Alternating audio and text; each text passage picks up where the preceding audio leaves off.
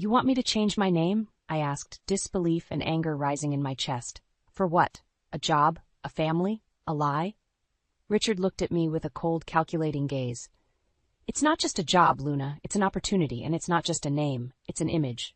He leaned forward, his voice low and menacing. And you'd better take it. Or else, my name is Luna.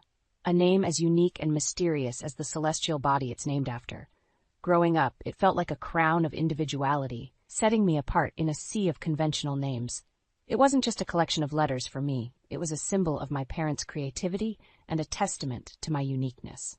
My life, so far, had been a harmonious blend of personal and professional successes, much like the quiet glow of the moon on a clear night. In my early 20s, I found myself deeply in love with Alex, a man whose kindness knew no bounds. We met in college, a pair of dreamers charting our course through life's uncertainties. Our marriage was a natural progression, two souls intertwined by shared dreams and mutual respect. Alex's parents, Richard and Elaine, were the epitome of traditional values. Richard, a self-made businessman, had a demeanor that commanded respect, and Elaine, with her gentle poise, complimented him perfectly. They welcomed me into their family, though I always sensed a flicker of reservation in their eyes each time they said my name. "Ah, Luna," Elaine had said during our first meeting, her voice laced with a polite curiosity. "That's quite a unique name." I smiled, used to the reaction. "Yes, it is. My parents love the night sky," I replied, hoping to convey the love embedded in those 4 letters. Richard had nodded, a hint of something unreadable in his gaze. "Unique indeed," he had echoed, his voice neutral but not unkind. Our relationship, if not warm, was cordial. We navigated through family gatherings, holidays, and the occasional Sunday brunches with a polite understanding. There was always a sense of decorum, a line of respect that wasn't crossed. But beneath this facade of normalcy, a storm was brewing, a test of loyalties and beliefs that would challenge the very core of my identity. It was a storm that began with a seemingly innocuous offer, one that would force me to stand at a crossroads between my sense of self and the allure of familial acceptance. The turning point came unexpectedly on a mild spring evening. Richard had invited Alex and me for dinner at their home, a sprawling estate that spoke volumes of his success. As we dined under the soft glow of the chandelier, conversation flowed from mundane family updates to business affairs. It was then that Richard, his eyes reflecting a shrewd business acumen, turned to me. "Luna, I've been observing your career in digital marketing.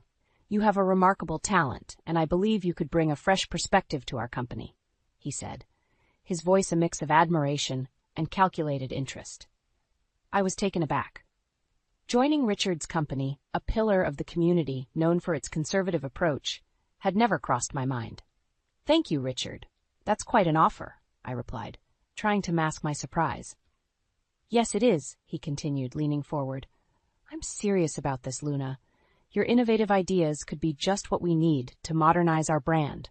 The offer was undeniably appealing. It wasn't just a job opportunity. It was a chance to become part of the family's legacy, to contribute to something that Alex was so proudly a part of. Yet something held me back, a nagging feeling that there was more to this than just business. As if reading my thoughts, Richard added, "There is, however, one small matter. Your name, Luna, it's a bit unconventional for our corporate image. For you to take a prominent role in the company, we'd need to present you in a more professional light." I felt a chill run down my spine. "Are you asking me to change my name?" I asked, my voice barely above a whisper. Richard nodded, his expression unapologetic. "Yes, I believe a more traditional name would be better suited for the business environment. It's a small change, but it's essential for the company's image." The room spun around me as his words sank in. My name, the essence of my identity, reduced to a mere branding obstacle. I looked at Alex, searching for support. He seemed as stunned as I was, his eyes wide with disbelief. I need to think about this," I stammered, excusing myself from the table. The night air felt heavy as I stepped outside, the stars above mocking me with their unchanging brilliance. The days following Richard's proposition felt like walking through a fog of disbelief. How could I, Luna, a name chosen with love and imbued with meaning, consider casting it aside for a corporate image? It was more than just a name. It was a testament to who I was, a symbol of my parents' hopes and my unique path in life. I found myself sitting across from Richard a few days later, in his meticulously organized office, the air heavy with the scent of aged wood and success. Alex was beside me, his presence a silent source of strength. "Richard, I've given your offer a lot of thought," I began, my voice steady despite the turmoil inside. "I'm grateful for the opportunity to be part of the company. However, I cannot and will not change my name. It's an integral part of my identity." Richard's expression hardened, the lines on his face deepening. "Luna, this is a small compromise for a significant opportunity. It's a business decision, nothing personal." "It's deeply personal to me," I countered, feeling a surge of defiance. "My name is not a compromise. It's who I am." Alex interjected, his voice firm. "Dad, you can't ask Luna to change her name. It's an unreasonable condition." Richard sighed, a trace of frustration in his eyes. "I thought you'd be more understanding of the business world's needs. It's not just about you, it's about the company's image." The conversation ended with a tangible tension. As Alex and I left his office, the finality of my decision hung in the air, heavy and unyielding. I had stood up for my identity, but at what cost? That evening, Elaine called, her voice a blend of concern and diplomacy. "Luna, dear, are you sure you won't reconsider? Richard means well, and it's a fantastic opportunity." "Elaine, I respect Richard and what he's built, but I can't lose myself in the process. My name is not up for negotiation," I replied, my resolve unwavering. The call ended with a polite goodbye, but the unspoken disappointment was clear. The decision had been made, lines had been drawn, and the once cordial relationship with my in-laws now stood on a fragile edge. In the weeks that followed, the atmosphere at family gatherings changed. What was once a space filled with casual laughter and easy conversations now felt strained, as if each word and gesture were measured and weighed for its impact. Richard and Elaine, while always polite, had a coolness in their demeanor that was hard to ignore. Dinner conversations were now a careful dance around safe topics, avoiding the unspoken tension that lingered like a shadow. Alex tried to bridge the growing divide, his efforts a testament to his love for both his family and me. Yet, the strain was evident in the furrow of his brow, the way his laughter didn't quite reach his eyes. One Sunday afternoon, as we gathered in their lush backyard, Elaine approached me, her voice soft, her words chosen with care. "Luna, I know you feel strongly about your name, but sometimes we have to make sacrifices for the greater good. It's not just about you, it's about what's best for the family." Her words, though spoken with a maternal gentleness, stung. "Elaine, I understand your perspective, but my name is a part of who I am. It's not a whimsical choice, it's my identity," I replied, my voice calm but firm. She sighed, a look of maternal concern in her eyes. "I just hate to see this causing a rift in the family. You're important to us, Luna." The conversation ended with a polite smile, but the divide was palpable. As the evening wore on, the laughter and chatter around me felt distant, a reminder of what was lost in the pursuit of staying true to myself. Alex and I left early that night, the car ride home filled with a heavy silence. He reached over, squeezing my hand, a wordless gesture of solidarity.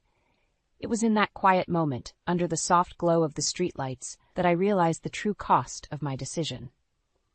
As the days turned into weeks, the unspoken battles within the family grew more pronounced.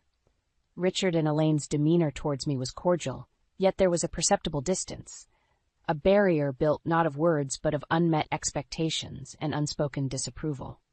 Family gatherings became a balancing act. Conversations were polite, yet they lacked the warmth and intimacy that once made these occasions special. I could sense the unasked questions and lingering judgments in their cautious smiles and measured greetings. Alex, caught in the middle of this silent storm, was a pillar of support. He understood the unspoken dynamics, the delicate balance between respecting his parents and standing by his wife. His efforts to ease the tension were commendable, but the gap that had formed was not easily bridged. One evening, during a particularly tense dinner, Richard made an offhand remark about the importance of tradition and legacy in business. It wasn't directed at me, but the underlying message was clear. I felt a knot tighten in my stomach, a mix of frustration and resolve. Alex, sensing the tension, quickly changed the topic, his voice a little too cheerful. "Dad, "How's the new product line coming along?" he asked, steering the conversation to safer waters. The evening ended with polite goodbyes, but the emotional distance was more pronounced than ever. As Alex and I drove home, the silence in the car was a stark contrast to the unspoken words that hung between us. That night, lying in bed, I found myself reflecting on the situation. I had stood my ground, true to my beliefs, but at what cost? The family I had hoped to be a part of now felt like a distant mirage, a connection strained by the weight of unmet expectations and silent judgments. Yet, amidst the turmoil, there was a sense of strength, a deep-seated knowledge that compromising on one's identity was too high a price to pay, even for the sake of familial harmony. As the months passed, the strained relationship with Richard and Elaine remained unchanged, a constant undercurrent in our interactions.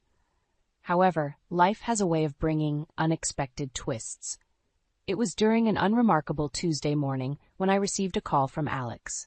His voice was a mix of surprise and urgency. "Luna, you won't believe this.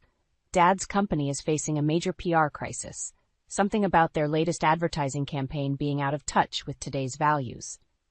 I sat up, alert. Richard's company had always prided itself on its traditional approach, but in a rapidly changing world, what was traditional could quickly become outdated. Alex continued, "They're struggling to connect with the younger audience. It's a mess, and Dad's at his wit's end." A thought began to take shape in my mind, a daring idea that was both a risk and an opportunity. "Alex, I think I can help," I said slowly, the gears in my mind turning. "But it has to be on my terms." That evening, I found myself sitting across from Richard in his office, the tension of past conversations hanging in the air. "Richard, your company needs a new perspective, one that understands the values and voices of today's generation. I can offer that perspective, but I do it as Luna, not as someone else." Richard looked at me, his expression a mixture of desperation and skepticism. "You think you can turn this around?" he asked, his voice tinged with a hint of doubt. "I know I can," I replied confidently, "but I do it my way, with my name, my identity." The decision was made. Over the next few weeks, I worked closely with the company's marketing team, infusing new ideas and strategies that resonated with a broader, more diverse audience. The campaign was a bold departure from their usual approach, but it struck a chord, turning the tide in favor of the company. Richard watched in amazement as the public perception shifted. The company that was once criticized for being out of touch was now praised for its progressive and inclusive approach. In a quiet moment, after the success of the campaign, Richard approached me. "Luna, I was wrong," he admitted, a rare vulnerability in his voice. "Your name, your identity, it's what gave you the insight we needed. I'm sorry for not seeing it earlier." The apology was a balm to the wounds of the past months. It didn't erase the hurt, but it was a start, a step towards mending the frayed threads of our family ties. The success of the new marketing campaign marked a turning point in my relationship with Richard and Elaine. The rigid boundaries that once defined our interactions began to soften, replaced by a growing sense of mutual respect. One Sunday afternoon, as we gathered for a family lunch, the atmosphere was noticeably lighter. Richard, who had once viewed me through the lens of skepticism, now engaged in conversations with a newfound openness. During a quiet moment, Elaine pulled me aside. Her eyes, usually so composed, held a warmth that had been absent for so long. "Luna, I want to apologize," she began, her voice laced with sincerity. "We were wrong to ask you to change who you are. You've shown us that there's strength in being true to oneself." Her words, simple yet heartfelt, touched a deep chord within me. "Thank you, Elaine," I replied, feeling a sense of closure. "It means a lot to hear that." The rest of the day passed with a gentle ease, a harmony that had been missing in our gatherings. Laughter flowed freely, and conversations were imbued with a genuine interest and warmth. As Alex and I drove home that evening, he reached for my hand, a smile playing on his lips. "Looks like you've won them over, Luna," he said, his eyes shining with pride. "I guess I have," I replied, feeling a sense of accomplishment. But more importantly, I stayed true to myself, and that made all the difference. The journey had been challenging, filled with moments of doubt and conflict. Yet it had led to a deeper understanding and acceptance, not just within the family, but within myself. Standing up for my identity had not only brought resolution to the family tensions, but had also reaffirmed my belief in the importance of being true to oneself. The resolution with Richard and Elaine was more than just a reconciliation. It was the beginning of a new chapter in our lives. The experience had not only changed my relationship with my in-laws, but also brought about a profound personal transformation. Emboldened by the success of the campaign and the newfound respect from Richard and Elaine, I began to advocate more openly for diversity and individuality in professional spaces. My experience had taught me the value of authenticity, and I was determined to share this insight with others. I started by conducting workshops and seminars, using my story as a case study to illustrate the importance of embracing uniqueness in the business world. The response was overwhelming. People from various industries reached out, sharing their own stories of struggling to fit into corporate molds that didn't reflect their true selves. Meanwhile, at Richard's company, the changes were palpable. The staff, once hesitant to express their individuality, now felt encouraged to bring their whole selves to work.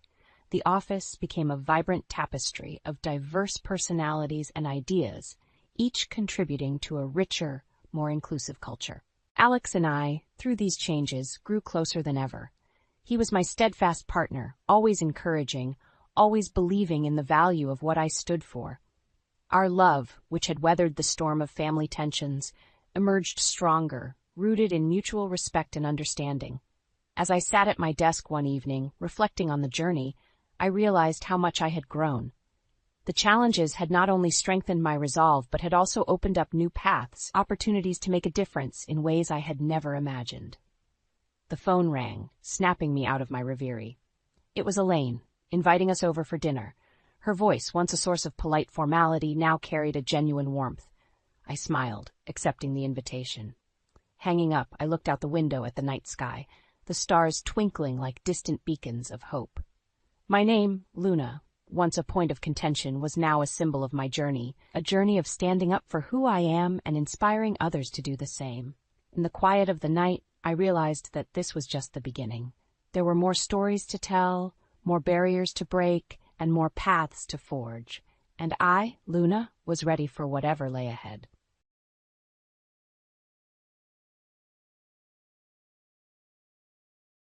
My name is Allison, and I'm a 37-year-old remote worker. I started working from home due to living with my in-laws. I met my husband, Tony, when I was 32, and we married when I was 34. Originally, I worked at a major cosmetics company. But living with my in-laws was decided when we got married.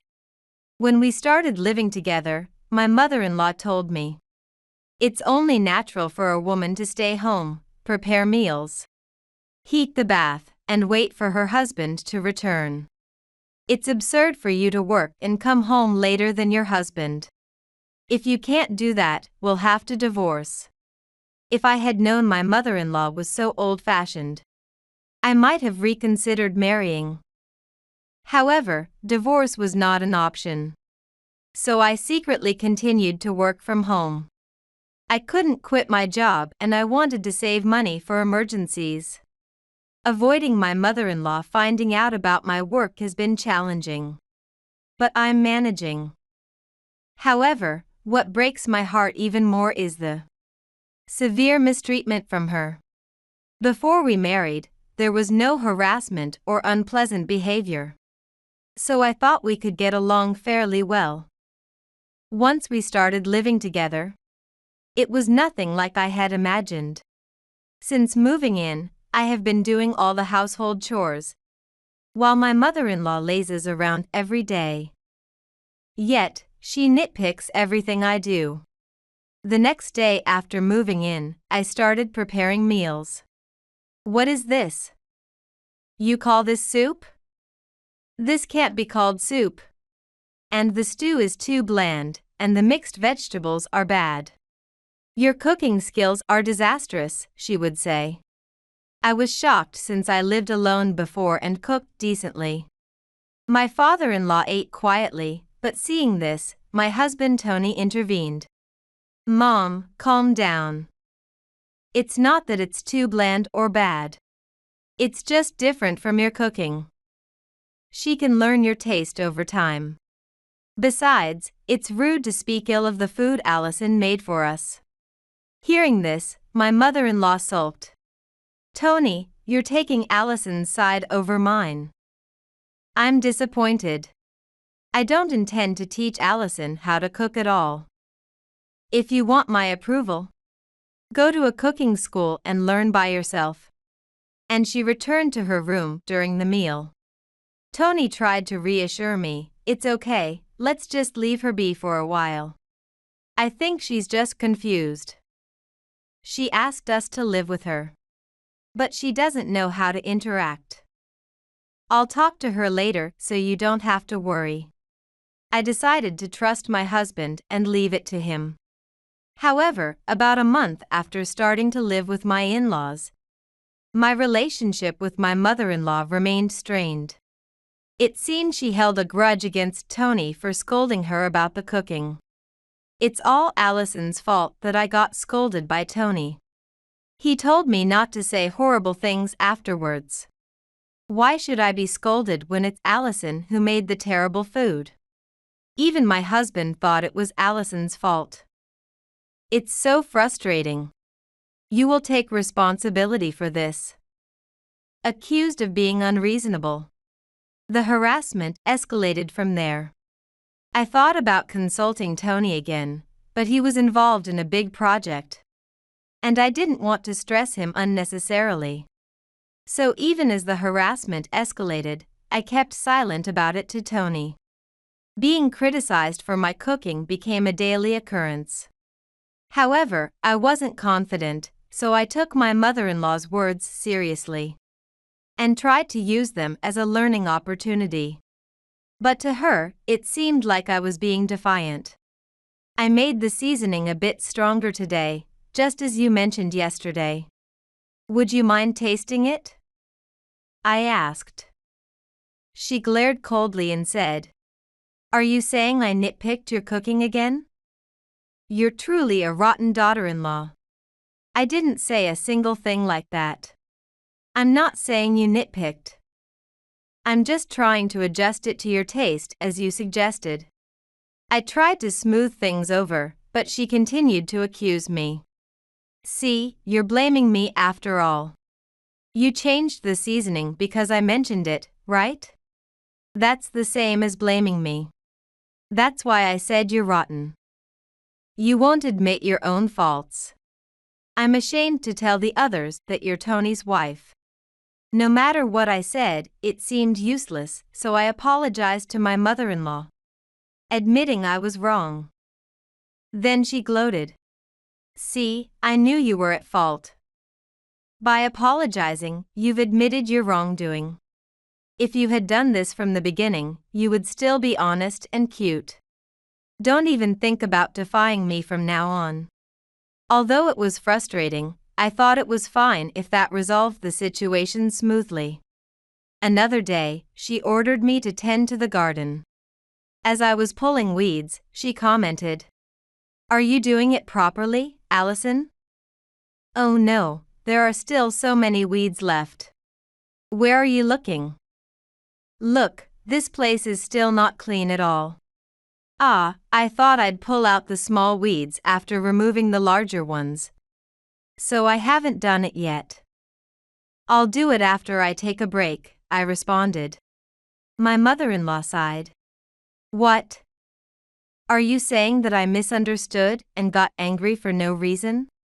Either way, you haven't done it yet, so it's not my fault.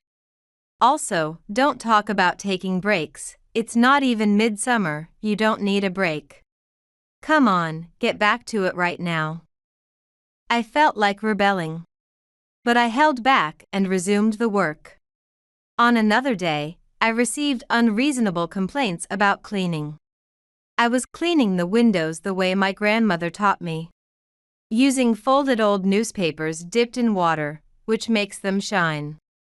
Since it's a way to utilize newspapers that would otherwise be thrown away, I always used this method for cleaning windows.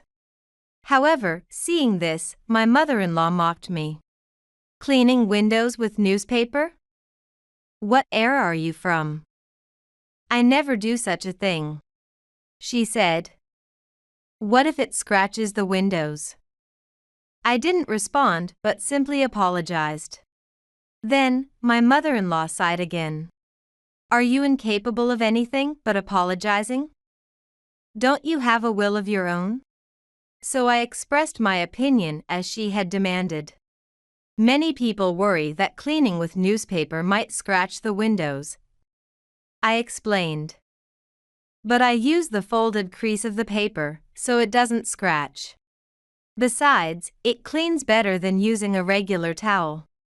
My mother-in-law's face turned red. What, you think my knowledge is lacking? Just because you know more.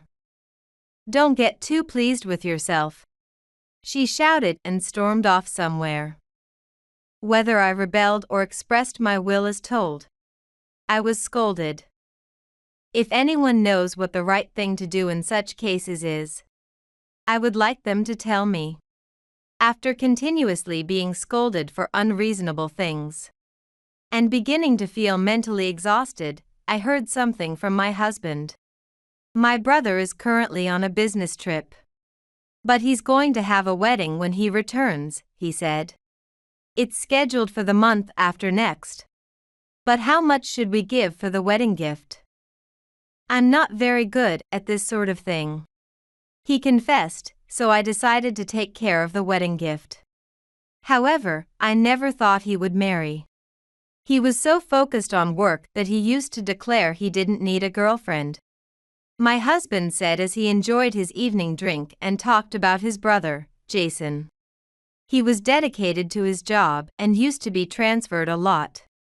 But he's planning to refuse transfers for a while after getting married. It should be manageable.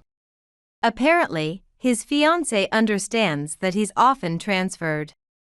But I hope they prioritize their time as a couple for at least a while after getting married. He said they plan to move after the wedding, so I thought I'd help out. My husband continued before falling asleep. 1 week before Jason's wedding, I was involved in a traffic accident. I had to be hospitalized for at least a week, making it impossible for me to attend the wedding. When my husband brought my in-laws to visit me, my mother-in-law sneered as my husband went to buy drinks. How could you get into a traffic accident, Allison? You must be so clumsy. You could have avoided it. Oh, it's just so stupid of you. It's such an ominous thing to happen just before your brother-in-law's wedding, she remarked. I screamed internally that I would have avoided the accident if I could and tried to calm myself down. When my husband returned, my mother-in-law suddenly changed her tone.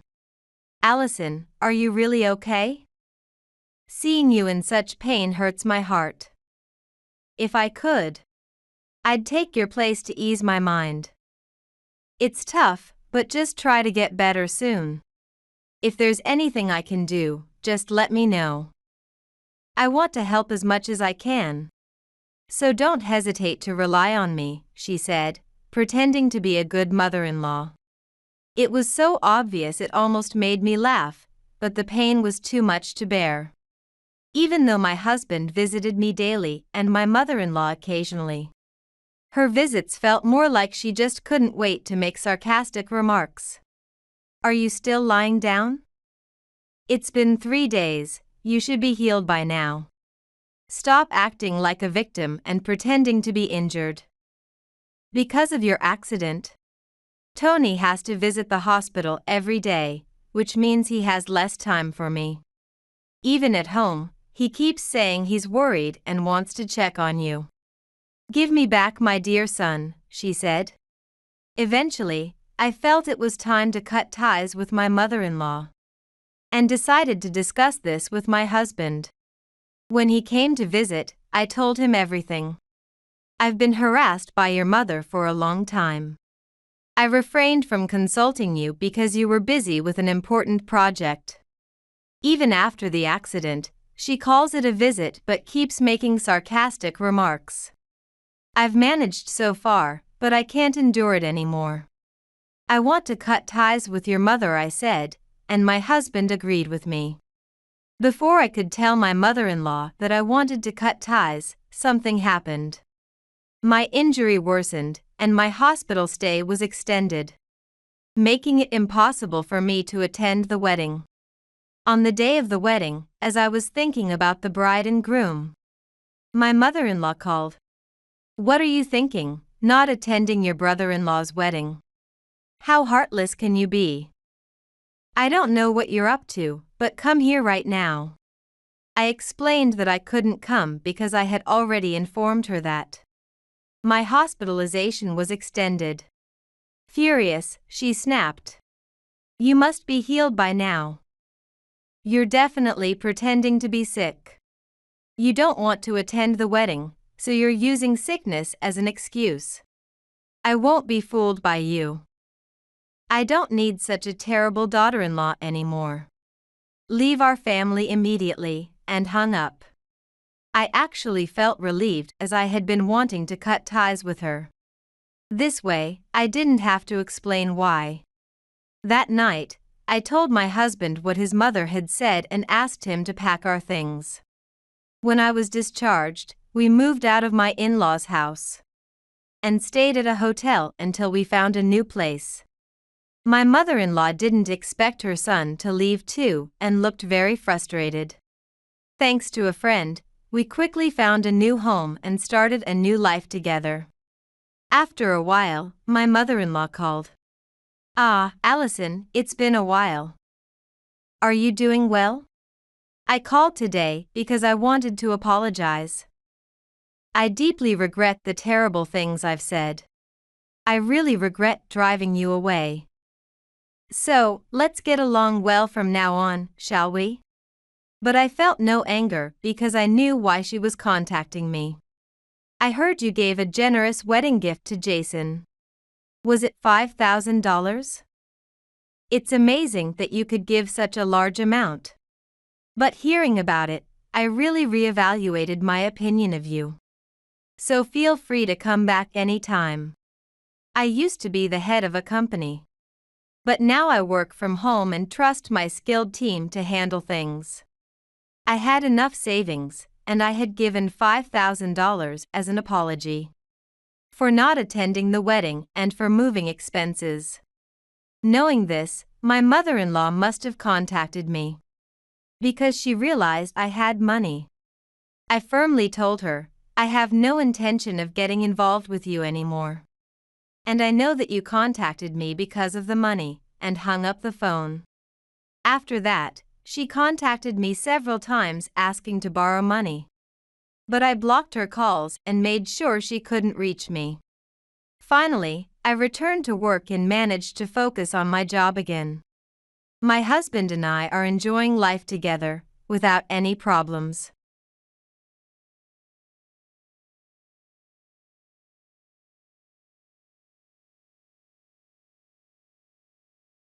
My wallet was in your bag. You thief! My sister-in-law shouted at me, glaring as she rummaged through her bag. This happened during dinner at my fiancé's parents' house, right after we had set a date for our wedding. Among the attendees, including both our families, was my sister-in-law, whom I always found difficult. I had already caught my sister-in-law's eye when I visited my family home recently to announce my engagement. Since then, she frequently invited me out for meals, always saying things like, "Can you cover for me today? I'm out of change." Or, "I forgot my wallet, lend me some money," never paying for her own meals. I initially wanted to get along with Kelly, but as days passed, my suspicion grew, and I tried to avoid her as much as possible. Yet there I was, being accused of theft in front of my fiancé and our relatives. My mind going blank. The wallet my sister-in-law held was indeed hers. But I swear I did not steal it. Sister, please calm down. What, you're going to make excuses? Expect a lawsuit for the theft. she exclaimed without giving me a chance to speak, continuing her tirade excitedly. Watching her, I regained my composure and couldn't help but let out a laugh, which even made the other relatives start laughing, leaving Kelly dumbfounded. "What's so funny?" Eventually, as her face turned bright red with anger, I decided to tell her the truth. "It's laughable, the things you're saying, sister. My name is Kelly. I'm a 28-year-old office worker, recently engaged to Nick, a man 2 years my senior and my supervisor at work. Nick has been looking after me since I joined the company, earning my trust with his generous nature and sincere attention to his subordinates. He made a great first impression as a trustworthy supervisor who listens sincerely to his subordinates and shows a genuine interest in their concerns. As we interacted daily, we not only discussed work but also shared personal stories, gradually developing mutual affection. Our similar ages and common interests likely contributed to the connection. After a few years of dating at work, we decided to get married and planned to first inform our parents. When we visited my family home, my parents and sister wholeheartedly blessed our union. My sister Gina, who is 7 years older than me, is already married and lives near our family home with her husband and their 2 children. Due to a chronic illness since childhood, she now works from home as a translator. She finished her work early today to meet us, knowing I was coming to visit. Kelly, truly congratulations. Nick, please take good care of my sister. Gina smiled at me and Nick. I felt as happy as if the compliments were for me, when Nick later remarked, "Your sister is wonderful." Nick also has a sister, right? I'm looking forward to meeting her. When I told him this, Nick showed a complicated expression for some reason. I'm glad you think so. But, well, my sister can be a bit selfish and vain. I worry she might trouble you, Nick responded hesitantly, seeming like he didn't want me to meet his sister too much. As for me, since she was going to be my sister-in-law, I wanted to get along with her. However, I couldn't have imagined at that time how much trouble this sister-in-law would cause me. Later, when we visited Nick's family home, his parents warmly welcomed us. "It's been a while, Kelly. Thanks for coming." My mother-in-law greeted me casually, father-in-law smiling softly. Although it was my first time inside their home, I had spoken with Nick's parents at their doorstep before, maintaining a good relationship. This was the first time I had entered their house. So in addition to announcing our marriage, I was nervous about meeting my sister-in-law for the first time. However, it seemed that she was not home at the moment. While I felt disappointed, Nick seemed visibly relieved. Perhaps he really didn't want me to meet his sister. Keeping her in the back of my mind, the conversation with his kind parents flowed well, and my nerves quickly eased, allowing us to have a pleasant time. Nick's parents were genuinely delighted about our marriage, which reassured me as we started to prepare to leave. Just as we were being seen off by his parents and putting on our shoes at the entrance, the front door suddenly opened from the outside, and a woman's voice saying, "I'm home," announced the arrival of a woman entering the house. Seeing her, Nick muttered, Oh, it's Nick. What, you're leaving already? Stay a bit longer now that I'm back," the woman, standing in the doorway, said. She was a woman in her mid-30s, similar in age to my sister Gina but with a stronger, more assertive presence and heavier makeup. This was Lauren, Nick's sister. According to Nick, Lauren was divorced with no children. "Nice to meet you, I'm Kelly," and I'm engaged to Nick. We came to greet you today. I introduced myself to Lauren. She replied nonchalantly. As I looked up, Lauren appraised me with evaluating eyes, then smirked and asked, "So, where did you meet Nick?" "Hey, Lauren, it's her first time meeting you." "Don't start with such questions," Nick interjected, annoyed. Ignoring him, Lauren bombarded me with more questions like, "How much do you earn? You look well off. Do you work at the same company as Nick?" Well. As I was overwhelmed and unable to respond, Nick stepped in and scolded her. "Enough already, you're troubling Kelly. We're leaving, so please move." Nick pulled me away from Lauren, who glared at him as if he was obstructing her. "What, we're going to be sisters-in-law, so I should be able to talk a little, right? Oh, let's exchange contact information while we're at it," Lauren said as she took out her smartphone, leaving me bewildered but unable to refuse since we would be family. I reluctantly gave her my contact details, wondering if that was the right decision. "Don't bother Kelly too much, Lauren," my mother-in-law cautioned. But Lauren entered the house without seeming to care. I finally understood why Nick had seemed so troubled whenever Lauren was mentioned. Unlike my kind and intelligent sister Gina, Lauren was forceful and didn't listen to others. The complete opposite of what I knew as a sister. Feeling uncertain about getting along with her in the future, I still wanted to maintain a good relationship with my in-laws. So I planned to respond diligently whenever Lauren contacted me. The day after we exchanged contact information, Lauren began to frequently email me. During our email exchanges, we discovered that our workplaces were close by, and one day, she invited me to lunch during work break. Thinking there was no reason to refuse, I agreed. However, as we finished our meal and went to pay, Lauren suddenly exclaimed as if she had realized something. "What's wrong?" "Sorry, Kelly, I just realized I don't have any small change. Could you cover for me? I'll pay you back later," she casually requested while looking into her purse. I found her behavior suspicious but thought it was just the cost of a single meal and paid for her that day. But on another day, oh dear, I forgot my wallet. "Kelly, can you pay for me again?" she said.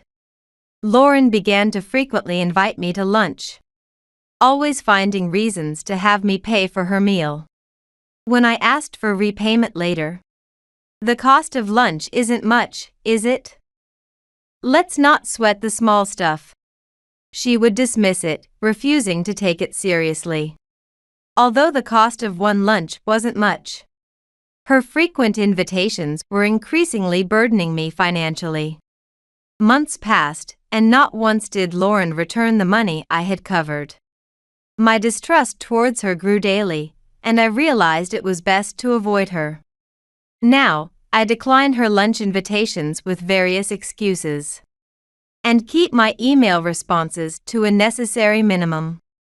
Despite trying to minimize contact, one day after work as I was leaving the company with Nick, I heard a familiar voice calling my name. Turning toward the voice, there was Lauren, having waited for me to finish work. "Leaving work together as a couple, huh?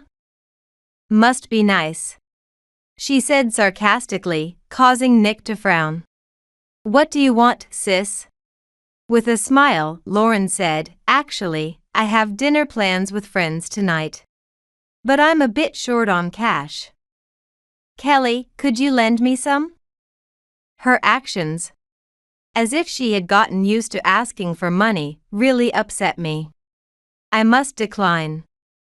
"You haven't even returned the money I lent you before." As soon as I firmly rejected her, Lauren became sullen. "Why are you being so cold? We're family, right? A family should be able to lend each other money. Besides, you earn more than me, she said, although I had never discussed my salary with her. She probably figured it out since I work at the same company as Nick. Before I could respond, Nick reprimanded her. Even in a family, we shouldn't borrow money like this. Instead of going to dinner, you should first pay back Kelly. If you can't pay her back right now, please just go home. Nick, who are you talking to like that? I'm your sister. Are you defending a stranger over your own sister? Despite just calling us family, now she looked at me as if I were a stranger. Moreover, in today's world, a woman needs to have money. By not lending me some, you're just admitting you're poor. She argued nonsensically, which even made Nick lose his temper. What you're saying is nonsensical. Kelly, let's go. Don't take her words seriously.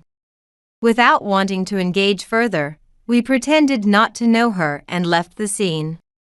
As we did, colleagues from our company glanced over, making us the center of attention. Wait a minute, don't go. Lauren shouted behind us, but we did not look back. Occasionally, Lauren still contacted me. But with the wedding preparations keeping me busy, I only responded superficially. Of course, I declined her dinner invitations. And since the incident in front of the company, I hadn't met her.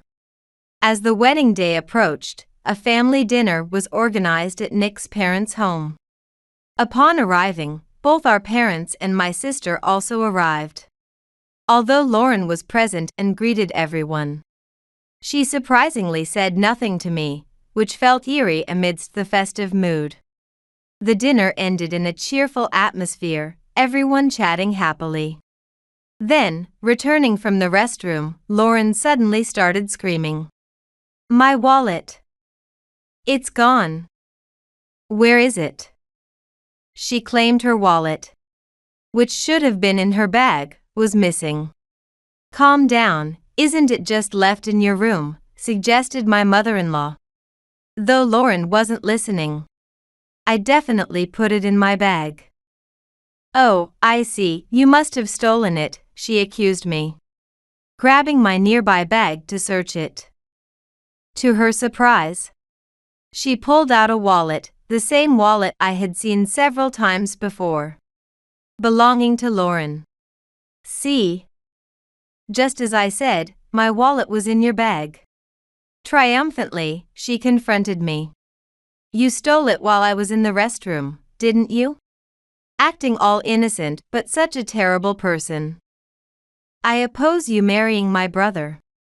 Lauren, please calm down. Planning to make excuses? What you did is theft, be prepared for a lawsuit. Before I could respond, she continued shouting excitedly. I couldn't endure it any longer and burst into laughter. Ha ha. Ha ha ha. As I started laughing, both my parents and Nick joined in, laughing out loud. Faced with this scene, Lauren was stunned, then turned red with anger. What? What's so funny? It's laughable, the things you're saying, Lauren. Huh? The next person to speak to Lauren, who seemed not to understand the situation, was my sister Gina, sitting next to me. That's not her bag. It's mine. Upon hearing this, Lauren's face froze. What? Lauren, sweating on her face. I asked, partly to confirm. You think my sister would steal your wallet? That's impossible, right? Lauren had been looking for a chance to accuse me. Anticipating she might pull something, I hadn't brought my bag to the dinner. The bag beside me was my sister's, and she certainly couldn't have stolen anyone's wallet. That's absolutely impossible because since childhood, my sister has been unable to walk and uses a wheelchair. She can't stand or walk on her own. My in-laws and Lauren had seen her in a wheelchair at the dinner.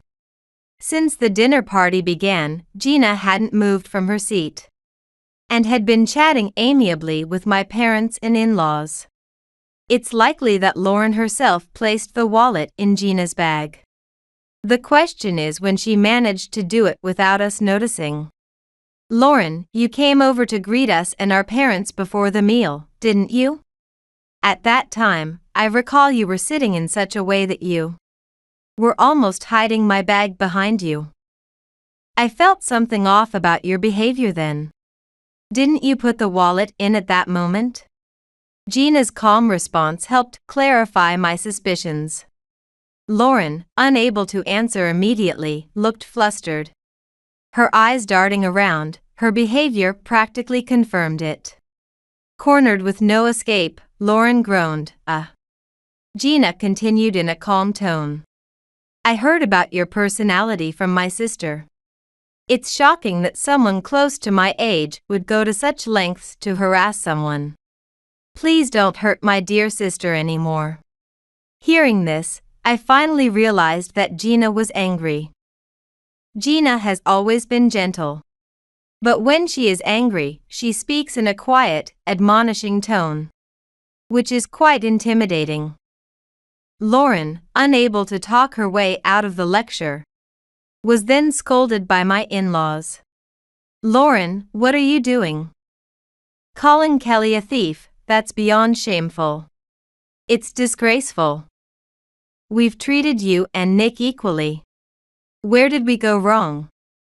Kelly, everyone, I'm so sorry our daughter has done this. My father-in-law apologized to us. However, even seeing her parents apologize didn't seem to impact Lauren. Suddenly, she stood up aggressively and glared at me. Why is everyone making me out to be the villain?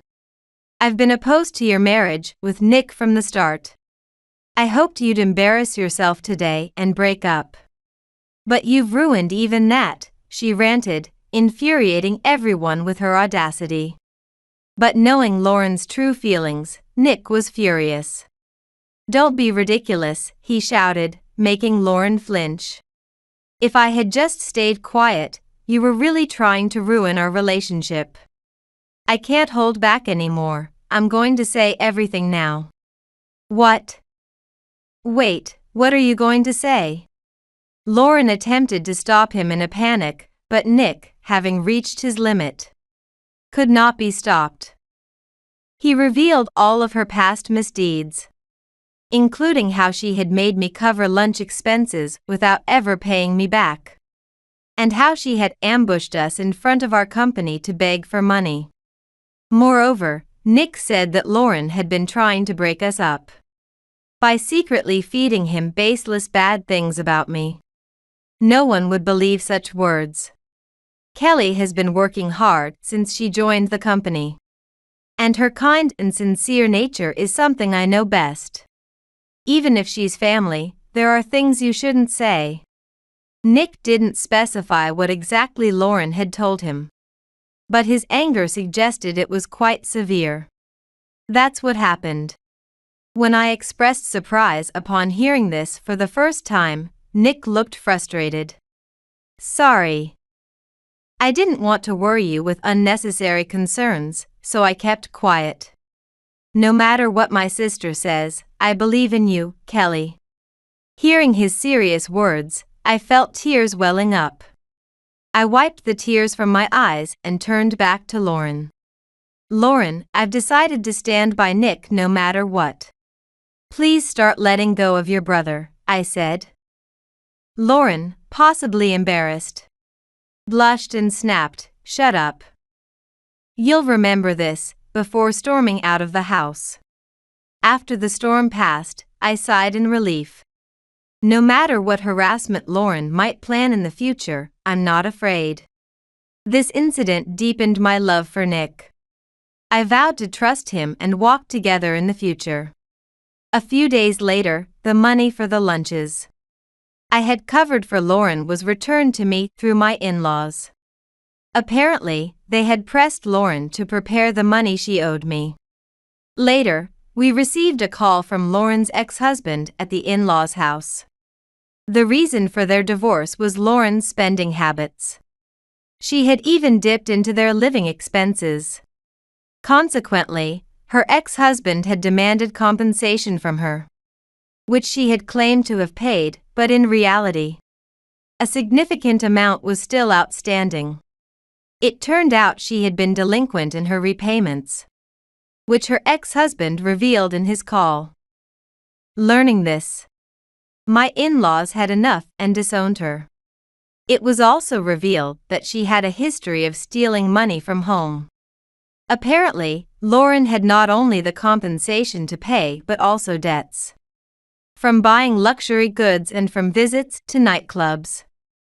According to Nick, Lauren had been deeply involved in the nightclub scene since her 20s, often reprimanded by their parents. Eventually, Lauren could not manage her finances, and even misused funds from her workplace, leading to her recent dismissal. Later, Lauren, who had been kicked out of her family home and lost her job, called me. "I have no one else to rely on but you, Kelly. Please, just lend me a little money." She pleaded tearfully, but I refused firmly. "Isn't it too convenient to ask now? Please pay off your compensation and debts with money you earn yourself. I don't want to be involved with you anymore. But aren't we family? Let's get along from now on." I wanted to get along initially, too. But I can't be family with someone who spends recklessly and doesn't think they've done anything wrong. After cutting her off firmly, I hung up while she was still ranting. Lauren then began a meager existence in a cheap apartment, but soon fled due to debt collectors and is now of unknown whereabouts. Nick also said he would never involve himself with her again. A month later, we held our wedding without her presence. The wedding, blessed by many, remains a priceless memory. Afterward, we moved into our new home, and I soon discovered I was pregnant. As we await our child's birth, we spend fulfilling days together, hoping to continue these happy days with our new family.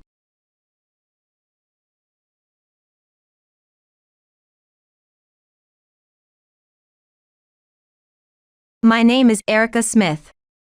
I am a 35-year-old office worker. Dylan and I got married after 5 years of being together. Although it is common to hold a wedding ceremony before registering the marriage, due to various scheduling conflicts, our registration happened before the ceremony. We had been planning and looking forward to our wedding ceremony for a long time. However, no one thought that the wedding day would be the beginning of a drama. On the day of the wedding, when Dylan and I had our first look, he was sweating profusely, which worried me. I had never seen him sweat so much before. His makeup was coming off due to the excessive sweat, and even the staff was concerned. However, Dylan insisted he was fine, so we proceeded with the ceremony. I walked down the aisle with my father, and the ceremony went on for a while. Just as the vow ceremony was about to start, my heart was pounding. But this was indeed the opening act of a drama. All we had left to say was "I do," but then, "Wait a minute," shouted my sister as she entered the wedding venue. I was stunned for a moment, but my sister was smiling as she approached us. While I was distracted by my sister, I felt a shock from behind. Turning around, I saw Dylan laughing and saying, "The bride isn't you." Then, as my sister stepped onto the stage, she said, "Isn't this a wonderful surprise?" The plan was a huge success. I love the look on Big Sister's face. They both laughed together. What were they thinking? Of course, I was shocked, and so were my parents and Dylan's parents. However, the words I uttered surprised Dylan and my sister, Lucy. "So, I should just give up my place, right?" "What? Why? Why?" "Because you want me to give it up, right?" "Yes, but why are you agreeing so easily? Should I have resisted? It would have just wasted our energy, right?" "But it's a wedding? You prepared for it, didn't you?" No, you're the one who ruined it. Why are you so surprised?" Well, let's move on since Big Sister says it's okay. There are guests here, and both my parents and Dylan's parents are here, so it's killing two birds with one stone. But I don't like having two people in dresses, so Big Sister, please leave? Right. I certainly can't participate in this wedding. As we were talking, the wedding staff intervened. Of course, a wedding with the irrelevant sister and Dylan couldn't proceed, so it was disbanded. We handed out something to the attendees and refunded their gifts before sending them home. My parents and Dylan's parents gathered to discuss the situation. Everyone seemed concerned about me, but because I seemed calmer than they expected, they didn't understand the situation. Why is Big Sister so quick to understand? Quick to understand? Really? Yes. It's strange. I thought I would make Big Sister suffer more. It's definitely strange. What do you want me to do? You wanted to steal the wedding, right? Then, aren't you glad you could steal it? Yes, but it's boring if it's this easy. Really, Erica? Did you know something? Know something? If you want to know, I can tell you. I knew this would happen. I was only surprised by their outrageous actions, but I wasn't shocked that they had such a relationship. Lucy and I are not actually blood-related sisters. She is the daughter of my father's second wife, whom I first met when I was in elementary school. My stepmother was a very kind person who always cherished me no matter the situation. I wanted to get along with Lucy and actively tried to talk to her, but she didn't reciprocate much. However, I intended to interact with her as a sister. Nevertheless, Lucy always seemed overwhelmed by feelings of envy. She compared everything to me and wanted everything I had. I could give her things, but when it came to friends or lovers, I definitely refused. Then she would cling to our parents, saying, "Mom, Big Sister won't give me her friends. Big Sister won't give me her boyfriend." Of course, even my parents said to her, "That's difficult, Lucy. Friends and lovers are close with Erica because they want to be, not because they can be transferred to you, Lucy. Don't you have your own friends?" "I don't have friends, so I want sisters." And she even wanted my older friends and boyfriend. Lucy's selfishness was troubling for both my parents and me. I grew so tired of that lifestyle that, when I graduated from high school, I started living on my own. I made sure not to tell Lucy where I lived because I didn't want to have any contact with her. I occasionally met with my parents, but my university life was busy, and I was focused on obtaining my qualifications, so living alone was truly a blessing. It would have been terrifying to think of such a challenging life with Lucy around. Then I got a job at an accounting firm. The firm is family-run and has a very homey atmosphere. Family-run businesses are often said to be difficult to work in, but it was a kind and wonderful environment. 7 years after I started working, Dylan joined the company. It seems he had been working at another accounting firm but decided to join his family's firm when he turned 30. Dylan fell in love with me at first sight and actively pursued me. He was kind and considerate, so I gradually became attracted to him, and we started dating. The company's owners were happy about our relationship. In fact, they had been encouraging me to date him from the moment Dylan was hired. So, we got married after 5 years, and that was the start of our married life. But Dylan's behavior became strange when we went to my family home to announce our marriage. Before going to greet my family, I had told them not to invite Lucy, but somehow she was there, and when Lucy saw Dylan's appearance, she scoffed but became interested when she heard about his profession. "Oh. Are you the next president?" "Yes, our accounting firm incorporated 5 years ago, so that makes me the president." "Wow. So Big Sister is going to be a president's wife? Isn't that a bit unfair?" "That's so sneaky." No. It's not about being sneaky or anything. It's not a very large accounting firm, so I'll continue working, and it's nothing to envy. Then give Dylan to me. Do you understand what you're saying? We are engaged, so I can't just hand him over, okay? What? Really? That's so troublesome. It's not about being troublesome. But Dylan, you've never seemed very popular before. What about a woman like me? I have more charm and appeal than Big Sister. We don't really look alike, do we? That's right. We're not blood related. Right. Erica seems like a beautiful elder sister, but Lucy, you seem cute and like someone I'd want to protect. Oh no. Dylan, saying I'm cute in front of Big Sister. You love me, don't you? Well. When I showed signs of disgust, my parents sensed it and took Lucy away from Dylan, returning her to us. After that, Dylan's behavior became odd. I work in accounting, and I noticed that Dylan started producing receipts from high-end bars, Italian and French restaurants. Strange. Certainly, Dylan said maintaining relationships with clients was important, and he would go to entertain with my father-in-law, sometimes alone. But those outings were usually for golf or at pubs, not Italian or French restaurants, let alone bars. Moreover, his stays increased, and the lodging costs were always over $300. I consulted my in-laws, and they spoke with Dylan, who managed to make excuses and slipped through their scrutiny. Still, it was odd. It hadn't happened before, and suddenly after we went to greet my family. I thought I should be suspicious, but I worried it would be bothersome during his busy work times. I endured thinking that. One day, as the office computers were being serviced, I noticed Dylan's computer received a message. I only saw the sender and the first line, but it was from Lucy. The message read, "Does Big Sister realize?" Curiosity got the better of me. I decided not to send Dylan's computer for maintenance, but got him a new one, and I checked his messages when he wasn't around. The content was truly dreadful. Thanks for giving me your contact. I've been smitten by your cuteness since I saw you at the greeting. Thanks for contacting. I'm happy to hear from you. I fell for Dylan at first sight. I'd be happy to have a physical relationship. I was shocked. At some point during the marriage greeting, he must have given her his contact. I was there all the time, but when?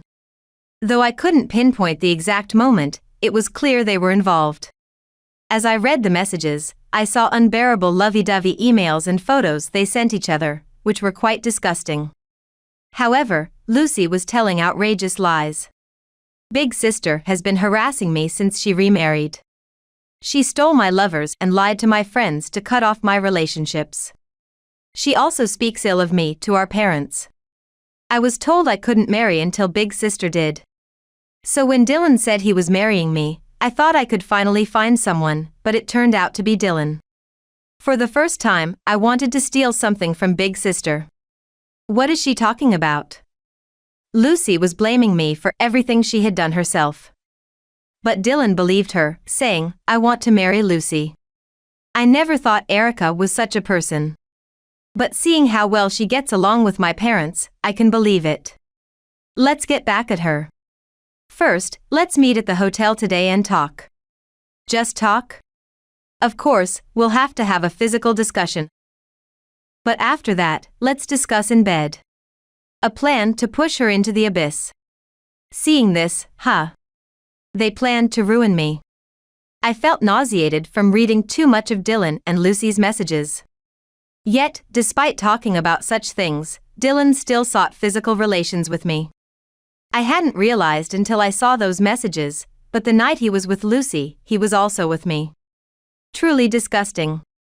After seeing that, I could no longer face Dylan, and whenever he was at home, I would immediately go to my bedroom.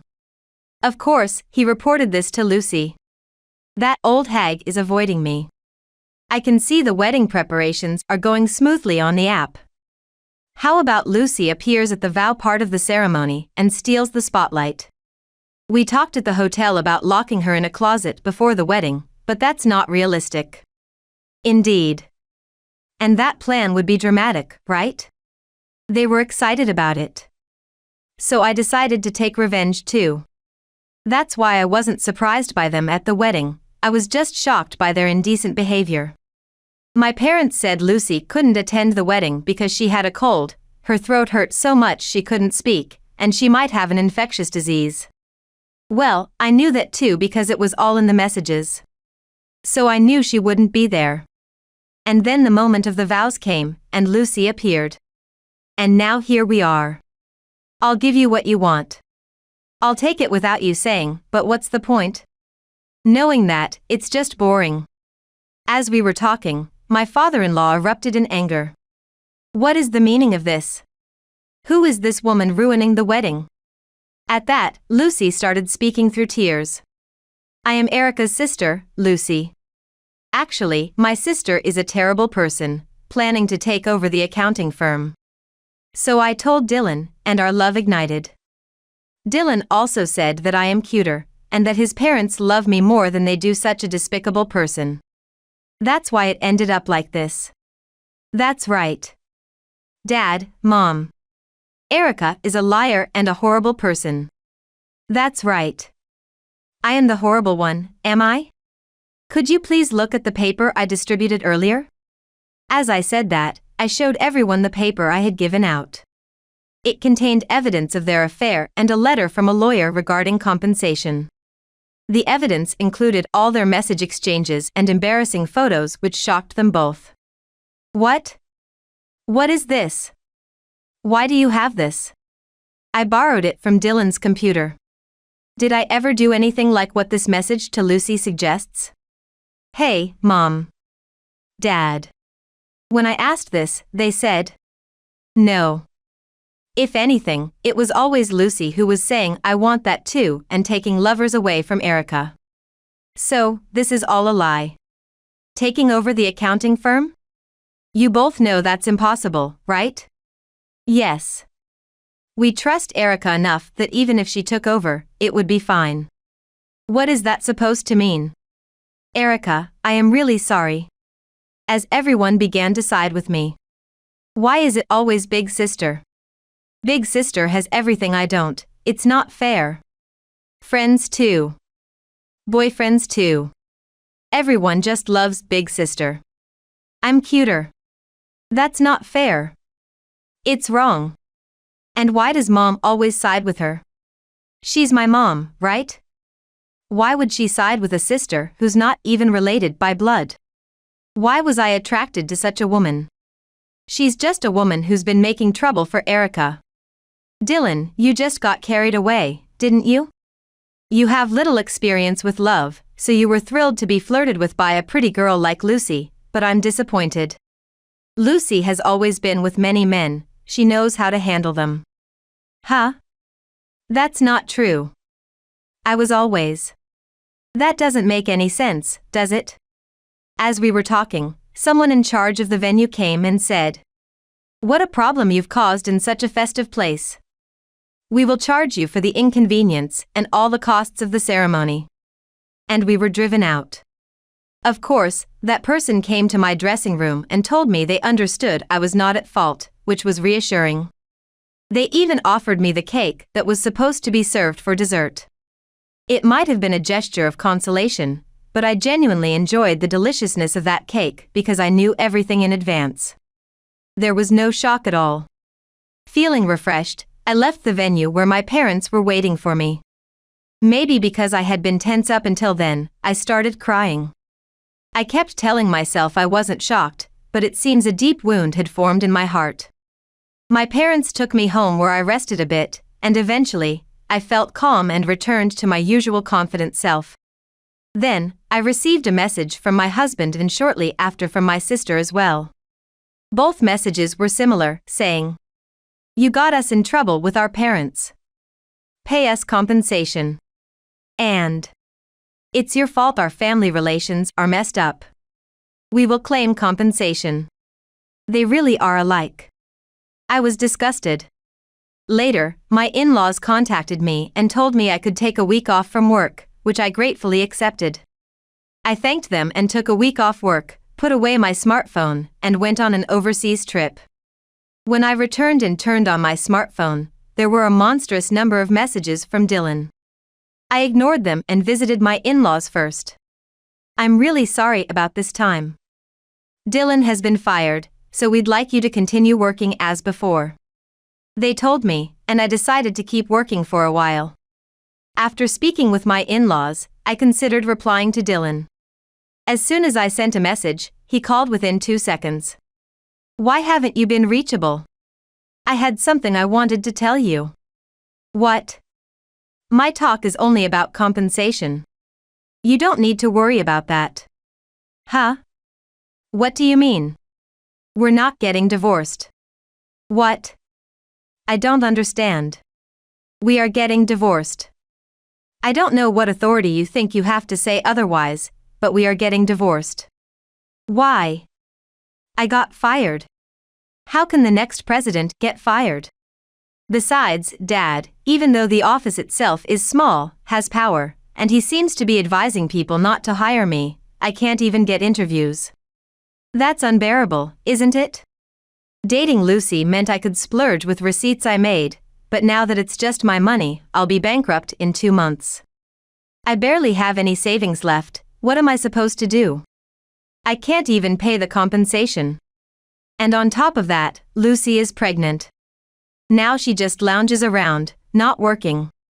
Using her pregnancy as an excuse, she keeps demanding things, wanting only the best for baby products. She's so demanding. I'm stressed out. One reason I want to get back with you is not wanting to pay compensation, but I also want to get away from Lucy. You're independent, which is good, but Lucy isn't. That's what makes it really hard. You see, my parents approve of you because you really have your act together. I realized how important it is to be apart only after leaving. Separation is really important, isn't it? What are you even saying alone? I am moving forward with the divorce, and regardless of your family situation, we will divorce and you and Lucy will pay the compensation and the wedding cancellation fees. Also, my dress got torn when you pushed me. That was a rental, so you'll be billed for that too. What the heck? That's not fair. Why do I have to suffer like this? Aren't you partly to blame? You did things that made Lucy resent you. That's not true. Lucy resents anyone. Lucy will probably get mad saying you're going out while she's stuck at home pregnant. That's what this is about. No matter what, she always has to be perfect, everyone has to want her, and she's never satisfied unless she's the only happy one. Did you guys even register your marriage? No. She just said we should because she's pregnant. Could that pregnancy be a lie? What? Did you check? Did you go to the doctor with her? No. She didn't want to go together. Then I can't believe it. You should suggest going to the doctor together next time. Don't scare me like that.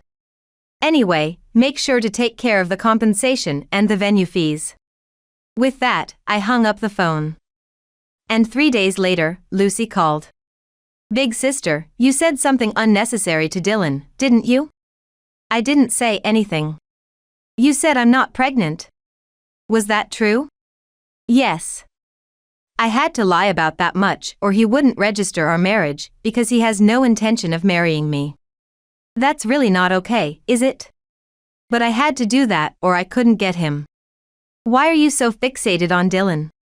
He's not my husband anymore, and he's not a president, right? Why when he has no money? Because Dylan is the only one who pays attention to me. Everyone I was involved with was older, and they all got scared of marriage or having an affair. Dylan was the only one who cared for me. That's why I don't want to let go of him. Wow. Well, I think lying is bad. What happened to you two? Dylan got angry and left. He said he never wants to see my face again. It would be refreshing not to see such an ugly face, but this time it's different. My mom and dad abandoned me too, now I'm all alone. If that's the case, even such an ugly person is a wonderful boyfriend to me, a tool to fulfill my wishes. I can't believe someone who calls people tools can be happy. Shut up.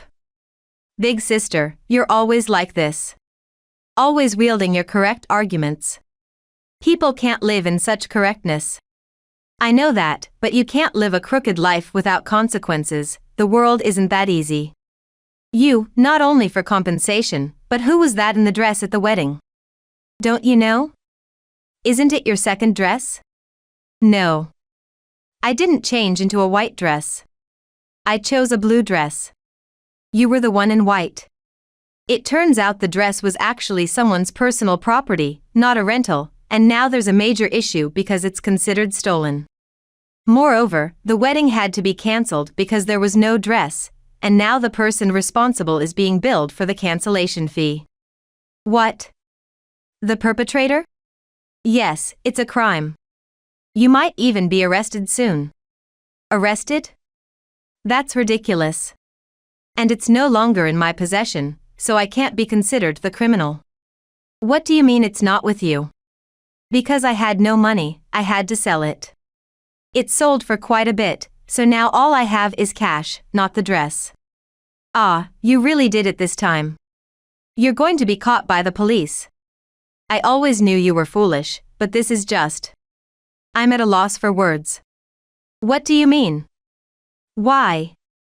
The person who bought it will be arrested, right? The buyer wouldn't know the situation. I don't care about that. That might be true, but... Well, you better get ready to be arrested. You shouldn't steal other people's things. Mom and Dad always taught us that, but it seems you never listened. I'm so disappointed. Come on, big sister. Help me. I don't want to get arrested. I don't know. You're just facing the consequences of your actions. Reflect on this and start living a good life. Say you did it, big sister. It's unfair that only you get compensation. You might as well continue to think everyone else is unfair. When you end up truly alone and can't blame anyone else, you'll face even more hardships, but that's your own doing. Goodbye. After that, I ignored numerous calls from Dylan and Lucy. Then, while watching TV, news broke that a dress thief had been caught. It was Lucy. But during the news, her statement was broadcast. Big sister is to blame. It's all big sister's fault.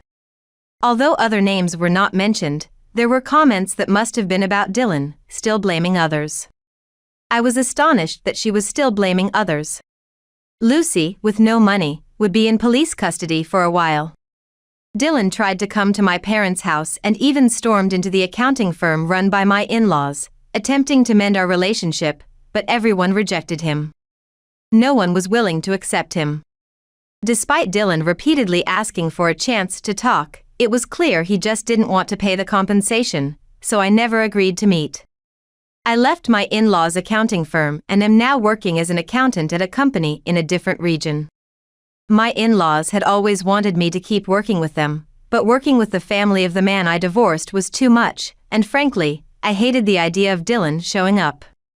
So when this incident prompted my parents to sell their apartment and move to the countryside, I took it as a good opportunity for us all to relocate together. It truly cut ties with Lucy. Having endured so much for Lucy's sake, our family finally feels free. From now on, we plan to use our time for our own happiness.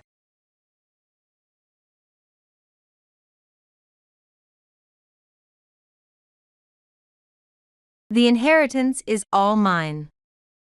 Dad would definitely be happier if his son would inherit it, instead of some woman who's not related by blood.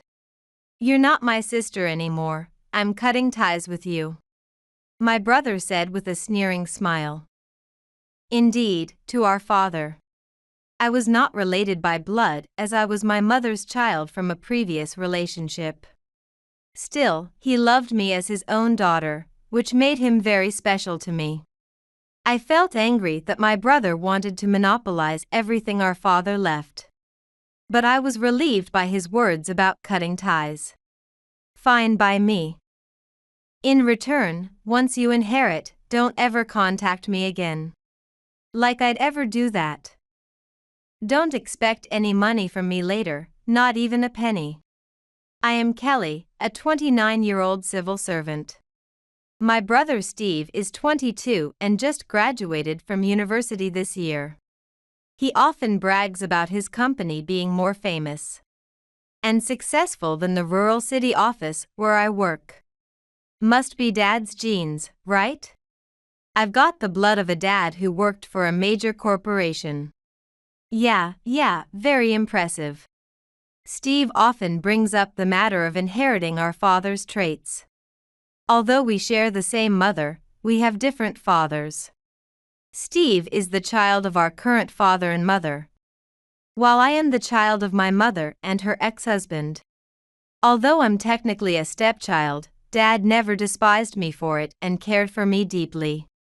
I don't really remember my real father much, as he ran away with his affair partner when I was little. Thus, I regard my current dad as my true father. When Steve was younger, he never mentioned that I was a stepchild, or that we had a different father. However, when I was an adult and he was still in middle school, our mother died in a car accident. Unable to cope without blaming someone, Steve convinced himself that it was my fault. At the funeral, he cried out, "Why did Mom have to die? It would have been better if it were you. No one would be troubled if the step-sibling were gone." No matter how shocked he was, being told such things made me lose any affection I had for my brother. I wanted to argue back at such a harsh statement, but our father, who I had never seen so angry, scolded Steve fiercely, so I chose to remain silent. Naturally, my relationship with Steve deteriorated. Initially, he tried to surpass me academically, but aiming too high. He failed to get into his first-choice schools for both high school and university.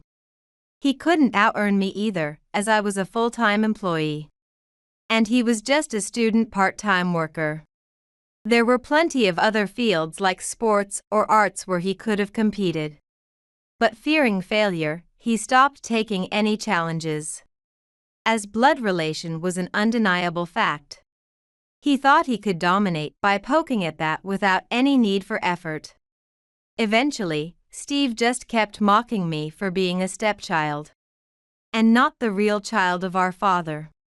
It was probably just misplaced anger from losing our mother at first. But as he grew up, he genuinely started to believe. Dad and I are the real family, and the sister is an outsider. As my sister is a stepchild, I have a higher standing than her. I grew tired of dealing with such a selfish brother. He would provoke unilaterally, lose by his own measures, and get angry.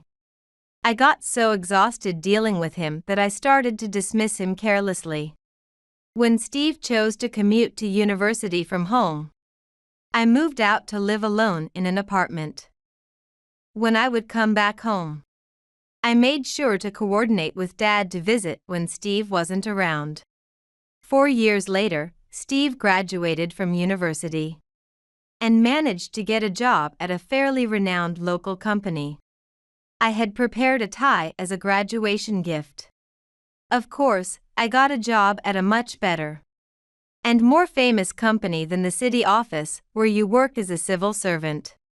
Because I have the blood of a dad who works for a major corporation. His character apparently hadn't changed even in 4 years at university. I decided against giving him the gift.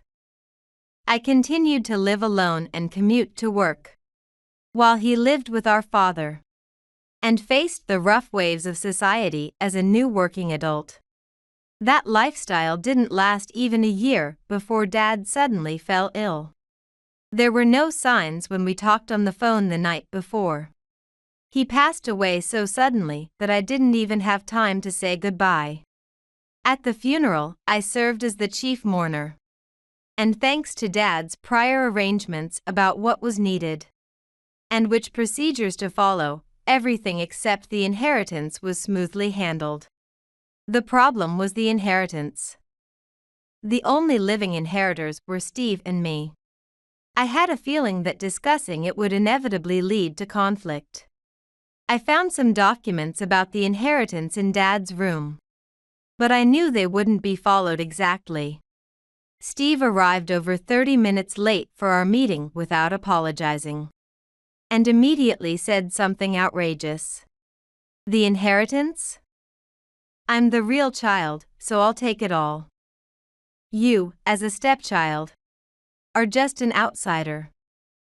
Isn't it greedy for an outsider to claim the inheritance? Steve kept laughing about being the real child and monopolizing the inheritance. I was so tired of dealing with him all my life that I put forward a condition and promised to renounce the inheritance. I won't inherit anything from Dad. In return, you must never contact me for the rest of your life, no matter what. Are you stupid? Like I'd ever contact you. Don't expect anything from me later, just disappear. Disgusted, I stood up to leave while Steve just kept smirking. I fondly remembered how cute he was as a child as I left.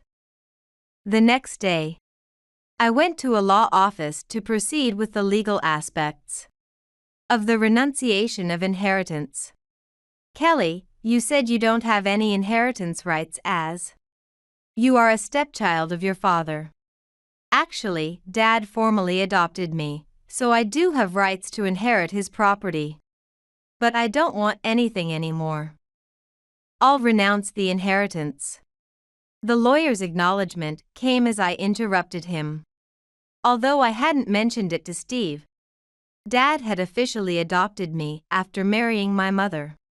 Therefore, even though we weren't blood related, we truly were parent and child. I was aware of everything Dad owned from the estate investigation.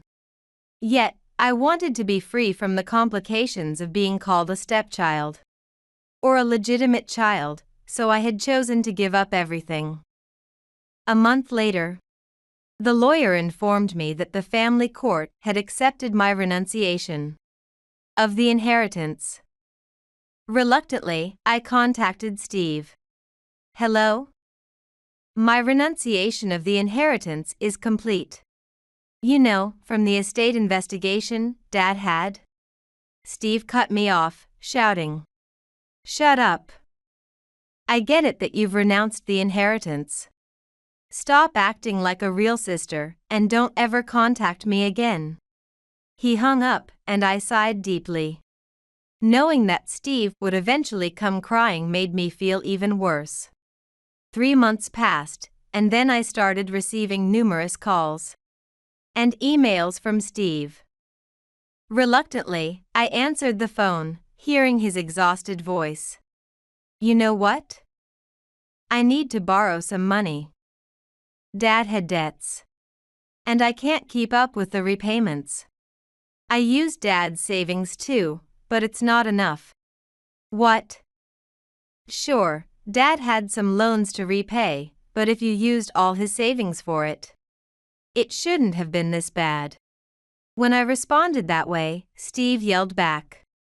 Did you know about this? Did you push the debt onto me knowing all this? You have such a bad personality. Oh right, because you're just a stepchild. You must be jealous of me, the legitimate child. Who hung up the phone when I tried to tell you? Who blocked my calls? I thought I'd email you out of pity, though. And yet you unblocked me when you got into trouble? Who's really the one with the bad personality here? I had learned about Dad's financial situation, including his significant debts, as part of my renunciation process handled by the lawyer.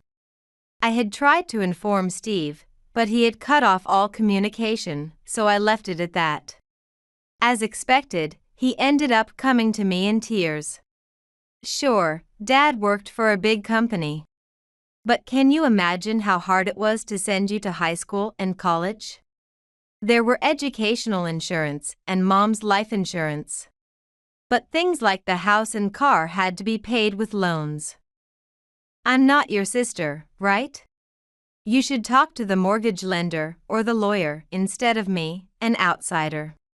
What are you talking about? Don't sweat the small stuff. Besides, I'm treating you like a sister even though you're just a stepchild. So be happy about it. Come on, Kelly, give me some money. Furious at his smug voice, I hung up sharply and blocked Steve's number. He didn't know where I lived alone. And I hadn't left any clues about my home at Steve's house.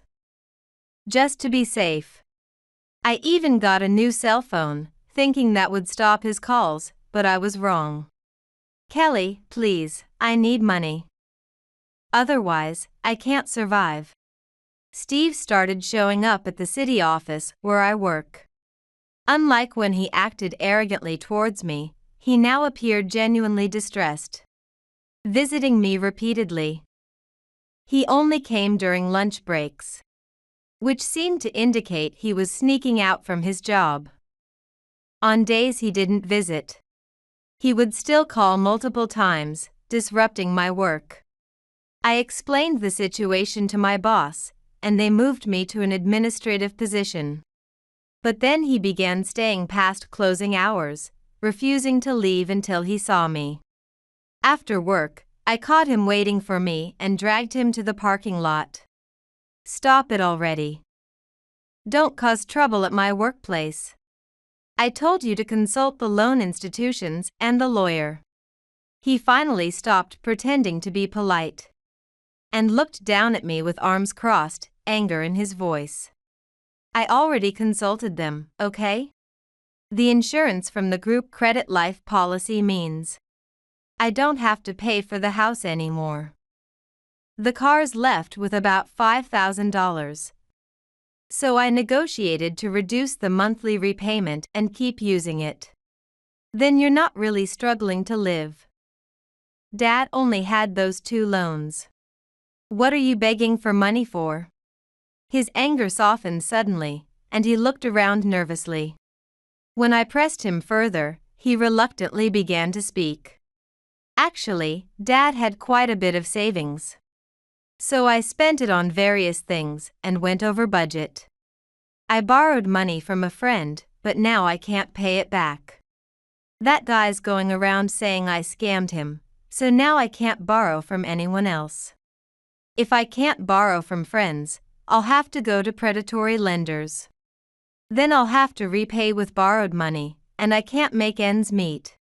My head ached deeply as I sighed. His story was convoluted, but I understood the mess he was in. You mean you keep borrowing money to repay debts and now you're stuck? Yeah, that's it. I think I'm already on the blacklist or something. I can't borrow anymore. If you pay, it'll all be over, Steve said, extending his hand towards me. So, Kelly, give me $8,000. When I slapped his hand away, Steve rubbed his hand and glared at me angrily. There's no way I'm paying. It's entirely your fault for overspending on your shopping and resorting to loan sharks. Why can't you help me out when I'm asking like this? Is it because we're only half-blood related that you don't care about your brother? Stepchildren are really the worst, so unpleasant. I got into my car and started the engine. Steve tried to cling to me in desperation, but I knocked his hand away.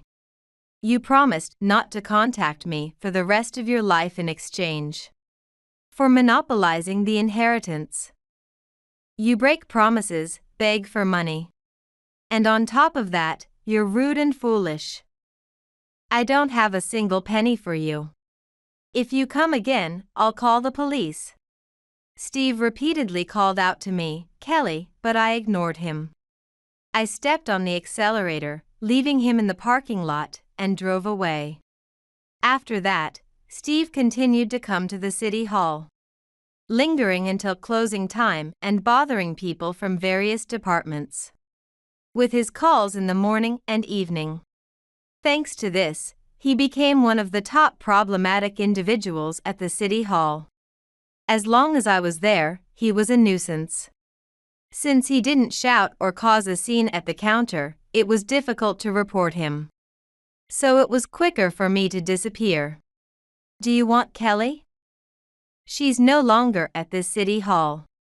What? Did she quit? So how much severance pay did she get? When Steve came to the counter as usual, he learned from the staff that I had quit and received the severance pay. And he frantically started looking for where I might be. However, as personal information such as addresses, and contact details of staff members is protected. There was no way he could be told freely. Unable to find me, Steve wandered around suspiciously and was reported as a suspicious person here and there.